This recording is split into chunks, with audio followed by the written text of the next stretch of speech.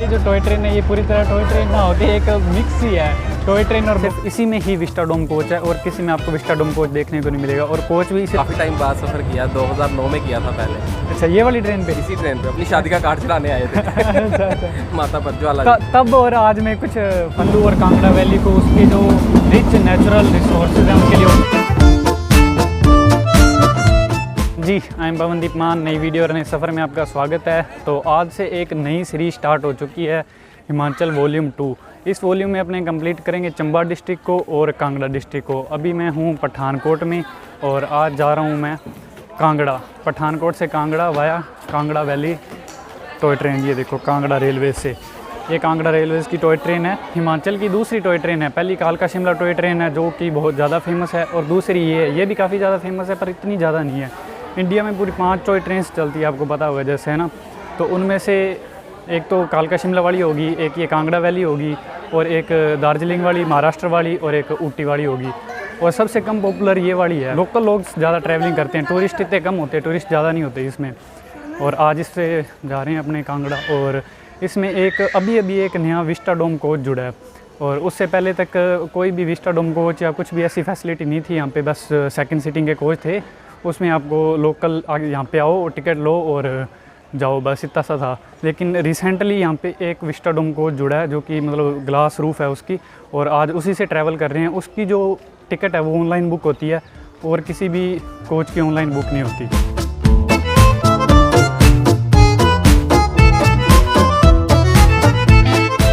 पूरे दिन में पठानकोट से 5 टॉय ट्रेन चलती है, और 8:45 पर जो ये टॉय ट्रेन चलती है ना, सिर्फ इसी में ही विस्टाडोम कोच है और किसी में आपको विस्टाडोम कोच देखने को नहीं मिलेगा। और कोच भी सिर्फ एक ही है, तो इसकी ऑनलाइन बुकिंग होती है और किसी की ऑनलाइन बुकिंग नहीं होती। तो इसकी आप IRCTC की ऐप पर करवा सकते हैं।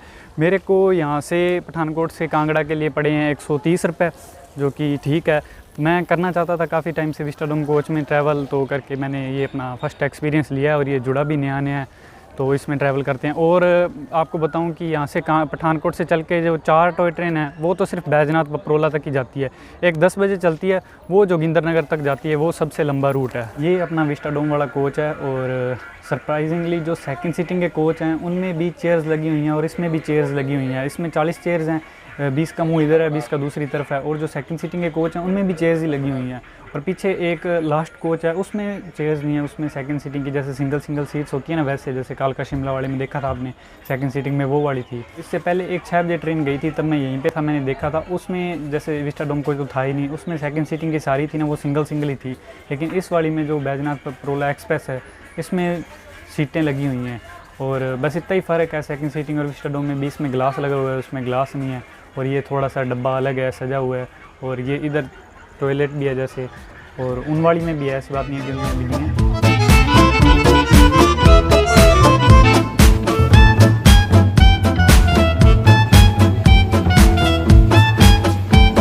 ट्रेन अपनी चल रही है, ट्रेन ऑन टाइम थी। 8:45 था ना, तो 8:47 पे ये ट्रेन चल पड़ी है। और जो सबसे अजीब बात मेरे को ये लगी कि इसकी स्पीड बहुत ज़्यादा है, मतलब टॉय ट्रेन के हिसाब से काफ़ी ज़्यादा है, एकदम तेज़ चल रही है। 45 की स्पीड में चल रही होगी अभी निकलते ही। और एक और बात कि अगर आपने टिकट बुक नहीं भी करवाई है तो भी यहाँ ट्रेन में जो टिकट है ना अपडेट हो जाती है, क्योंकि अभी विस्टाडोम कोच के बारे में काफ़ी ज़्यादा लोगों को पता नहीं है, तो इतनी सारी टिकटें बुक होती नहीं है। पूरे दिन में 5 टॉय ट्रेन चलती है, और उनमें भी सिर्फ एक ही टॉय ट्रेन में विस्टाडोम कोच है, और उसमें भी 40 सीटें हैं, फिर भी फुल नहीं होती क्योंकि लोगों को भी पता नहीं है। तो यहाँ पे सिर्फ मान के चलो कि आपको 15 जनों ने रिजर्वेशन पहले से करवा के रखी होगी, बाकी किसी ने करवाई नहीं हुई थी। तो कई लोग यहाँ पे बैठे हैं, अब TT आई हैं और उनकी टिकट को अपडेट कर रहे हैं। और ऐसे भी हो जाता है, पर क्या पता आप लकी ना रहो किसी दिन और टिकटें बुक हो जाएं, ये भी हो सकता है। अगर आपको प्लानिंग कर रही हो, स्पेशल इसी के लिए आ रहे हो, फिर तो पहले से बुक करवा के रखो मेरे हिसाब से। और अगर आप मतलब एकदम आ चुके हो, आपको पता नहीं था पहले, तो यहाँ पे भी अपडेट हो जाती है, ऐसे कोई बड़ी बात नहीं है। अगर सीटें खाली हैं तो अपडेट हो जाती है, कोई चक्कर नहीं।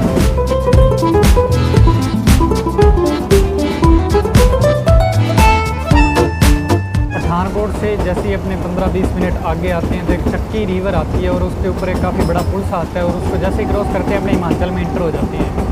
वैसे तो यहाँ पे कई सारे स्टॉप्स हैं, 33 स्टॉप्स हैं इस पूरे रूट पर ना, 33। पर ये जो है हमारे वाली ये है एक्सप्रेस, तो ये ज़्यादा नहीं रुकेगी।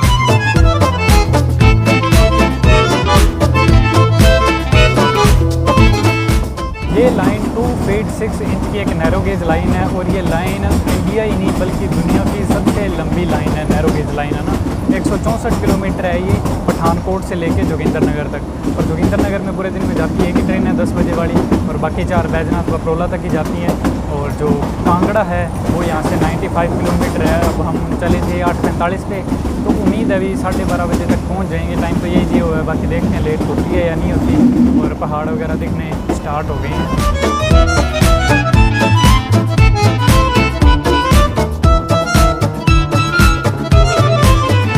लगभग 1.5 घंटे के बाद ट्रेन ने अपना पहला होल्ट लिया। यहाँ पे जमावाड़ा शहर है और ज़्यादा होल्ट है नहीं, इस ट्रेन की एक्सप्रेस ट्रेन है ना, इसलिए। इस ट्रेन की हिस्ट्री के बारे में बात करें तो ये भी ब्रिटिशर्स ने बनाई थी। ये बनाई थी 1928 में, ये ओपन हुई थी जनता के लिए। वैसे इसका जो मेन इंटेंट था इस रेलवेज़ को बनाने का वो ये था कि कुल्लू और कांगड़ा वैली को उसके जो रिच नेचुरल रिसोर्सेज हैं उनके लिए ओपन कर दिया जाए। टिम्बर और मिनरल्स हैं ना यहाँ पे काफ़ी ज़्यादा हैं, इसके लिए 1912 और 1914 में कई अंग्रेज़ों ने मतलब प्रस्ताव दिया था सरकार को भी ऐसे करके एक ट्रेन बनाई जाए, है ना, कुल्लू वैली में एक रेलवे बनाया जाए। लेकिन तब इतना ज़्यादा बेनिफिशियरी लग नहीं रहा था सरकार को। लेकिन फिर शानन में एक उल हाइड्रो पावर प्रोजेक्ट बनाया था यहाँ पे, तो वो जब उसको बजट में लिया गया भी यहाँ पे ये बनाएंगे हम, तभी इसको भी बजट में ले लिया गया और फिर यहाँ पे काम चालू हुआ 1926-27 में, और 28 में ये बन के तैयार हो गई।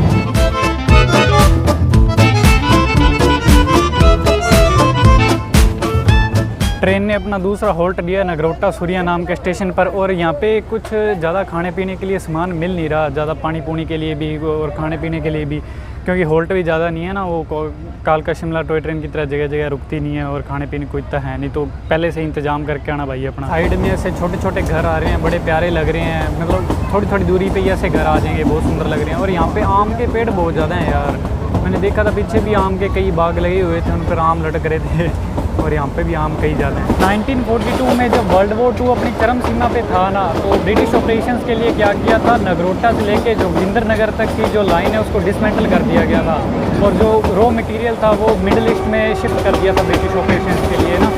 तो 12 साल तक ये लाइन फिर अधूरी रही थी। फिर आज़ादी के बाद जब लाल बहादुर शास्त्री जी रेल मंत्री थे तो इस लाइन को वापस रिस्टोर किया गया और नगरोटा से जोगिंदरनगर तक वापस बनाया गया।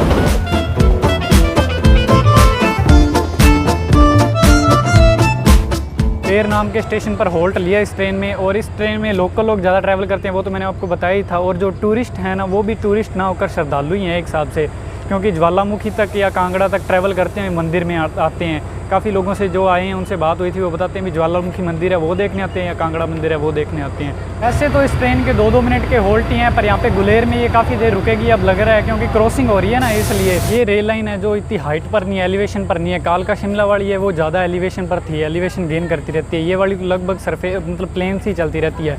और जो सबसे हाईएस्ट पॉइंट है यहाँ का वो है आहजू, जो बीर बिलिंग आपने नाम सुना होगा, उसके पास ही है। 1290 मीटर की एलिवेशन पर सबसे ऊपर है। और जो कालका शिमला वाली है उस पर तो लगभग 2200 मीटर की एलिवेशन पर है हाईएस्ट पॉइंट। शिमला ही है हाईएस्ट पॉइंट वहाँ पे। तो ट्रेन में अपने साथ ये भाई ट्रैवल कर रहे हैं अरुण जी, और इनसे पूछते हैं इनका ट्रेन का एक्सपीरियंस कैसा रहा भाई, कैसा रहा? अच्छा था, बढ़िया। काफ़ी टाइम बाद सफ़र किया, 2009 में किया था पहले। अच्छा, ये वाली ट्रेन पे? इसी ट्रेन पे अपनी शादी का कार्ड चढ़ाने आए थे। अच्छा अच्छा। माता पर ज्वाला तब और आज में कुछ फ़र्क लगा? नहीं, आज भी उतनी स्पीड है इसकी। अभी कहाँ जा रहे हो आप? अभी भी ज्वाला जी जा। अच्छा, वहाँ पे मंदिर में जा रहे हो ना ज़्यादातर? वहीं कालका शिमला वाली टॉय ट्रेन पे गए हो आप? नहीं, उस पर नहीं। इसी पर गया हूँ जब भी गया हूँ ऐसे। अच्छा अच्छा, चलो ओवरऑल वैसे बढ़िया है ना? हाँ हाँ, बहुत अच्छा।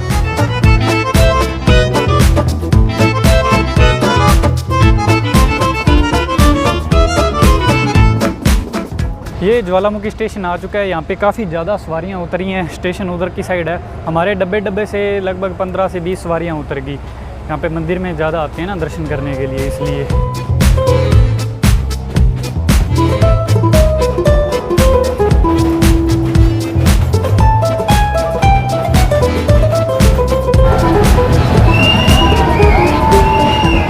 टनल आई थी और इस रूट पर सिर्फ 2 ही टनल है। कालका शिमला टॉय ट्रेन की तरह बार बार ऐसे टनल्स नहीं आती रहती, 2 ही टनल है। और जो ब्रिजेज़ हैं वो पूरे रूट पर 900 से ज़्यादा हैं और जो कर्व्स हैं वो 400 से ज़्यादा हैं लगभग। एक्चुअली में मेरी सीट ये वाली थी 27 नंबर, लेकिन सीटें लगभग खाली पड़ी थी तो मैं पीछे जाके बैठ गया था। और ये मेरे पैसेंजर थे, को पैसेंजर, तो इनसे पूछते हैं इनको जर्नी कैसे लगी, कैसे लगी।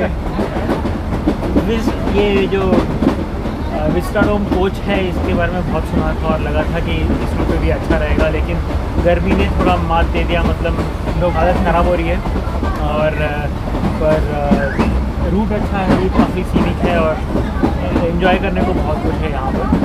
आगे चल के देखना पड़ेगा कि और थोड़ी ठंडक मिलती है या क्या होता है। अभी कम हाइट पे है ना। और ये जो इस ट्रेन का सबसे लग्जरी एक्सपीरियंस वो ये विस्टाडोम ही है और यही इतनी गर्मी दे रहा है। हाँ। साथ में उसमें भी चेयर्स हैं, इसमें भी चेयर्स हैं, लेकिन इसमें कांच से धूप आ रही है ऐसे, क्योंकि अब लेट ज़्यादा हो गया ना इसलिए। या तो इसको एसी कोच होना चाहिए था, टिंटेड ग्लासेस वगैरह होते तो, हाँ। है ना। बाकी अपने हिसाब से देख लेना आप, थोड़ी धूप ज़्यादा आती है ना, वो बात हो जाती है। वैसे ये भी एक किस्म का हेरिटेज रेलवे ही है, 1890 से चल रहा है।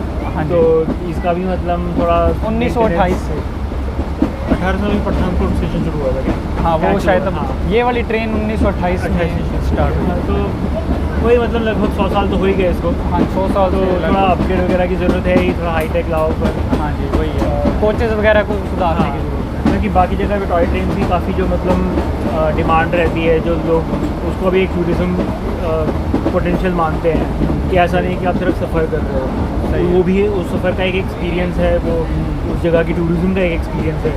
सही तो है, यहाँ भी उसका स्कोप तो है। तो सही है ज़रूर, ऑफ कोर्स है। अभी जैसे मैं टीटी से बात कर रहा था, तो मान लो कि जैसे आप बर्फ़ के मौसम में यहाँ पे आ रहे हो और आप विस्टाडोम कोच में, तो आपको चारों तरफ से बर्फ़ गिरती दिखती है, तो वो एक अलग एक्सपीरियंस रहेगा। वो या मानसून में आते हैं तो हाँ, बारिश। हाँ। अभी समर्स में थोड़ा विस्टाडोम वाला थोड़ा धूप सा ज़्यादा हो जाती है ना, वो बात है। कांगड़ा आ चुका है, तो टॉय ट्रेन में अपना सफ़र इतना ही था।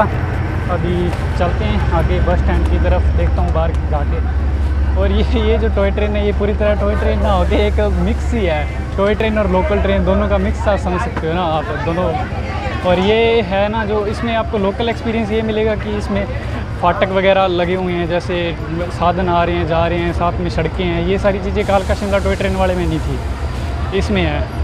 तो दैट्स ऑल फॉर नाउ, मिलते हैं फिर अगली वीडियो में एक नए सफ़र के साथ।